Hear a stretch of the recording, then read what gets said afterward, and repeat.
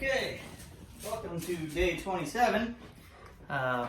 This is Job 30 and 31, and it doesn't take long to read what is in here, and I want to take a moment just kind of point out a couple things again as we read through it. Job 30 really is just part of the end of his speech. There's two different types of things that are going on in Job 30 and 31. So the first part in Job 30, I get to verse 20, and it says, "I cry to you, O God, but you don't answer. I stand before you, but you don't even look. You've become cruel toward me. You use your own power to persecute me. You throw me into the whirlwind and destroy me in the storm. And I know you are sending me to my death, the destination of all who live." Okay, let me point a picture. Hey, let me paint a picture. So your kid comes to you and he's like, "Look, I'm hurt, and you realize, you know, the kid's really not hurt. They may have got a scrape or something like that, and you got things going on, and you're not too busy for them, but you're like, "Yes, I see that." And the kid's like, "Don't you even realize that I'm hurt? Don't you care?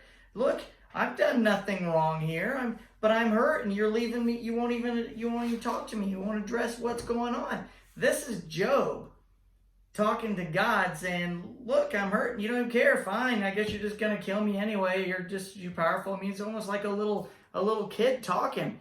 And so he goes on and just adds salt to the wound, and he says all these things. I'm gonna point them out. So in chapter 31, it changes a little bit, and he starts to say, "Well, what have I done?"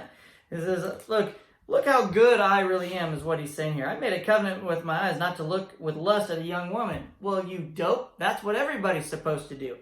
Verse 5, "Have I lied to anyone or deceived anyone? Let God weigh me on the scales of justice." Well, yes, we will all be weighed on the scales of justice. Verse 11, "For lust is a shameful sin, a crime that should be punished." Okay, any good person is going to try to live the best life they can live. Some of us fail miserably. Some of us excel extremely well. Job is a very great man who has great integrity. There is no question of it. But he's just throwing this in the face of God. And I'm not judging him. My attitude is coming across wrong here. I am just saying, Job, what are you doing? You are suffering in something different than anybody else has suffered. Satan has been allowed to pretty much punish him. It's not punishment. It's to hurt him. Okay? Take away his health and everything. And he said he's going to curse God. He hasn't cursed God. And that's what this was really about. It's about God holding Satan accountable, saying, "Yeah, look at Job. Job's not going to do anything wrong here," as far as cursing God. And this complaining is just a natural thing that we do. But in reality, we need to understand that complaining just doesn't do anything. And his friends don't help. So that was icing on the cake that Satan just happened to fall into that one. Verse 13. Here is a list of things that he is throwing back, saying, "Wait a second. If I've been unfair to my male or female servants when they brought their complaints to me, how could I face God? Have I refused to help the poor or crushed the hopes of widows? If I raised my hand against an orphan, knowing the judges would take my side, then let my shoulder be wrenched out of place. Let my arm be torn from its socket.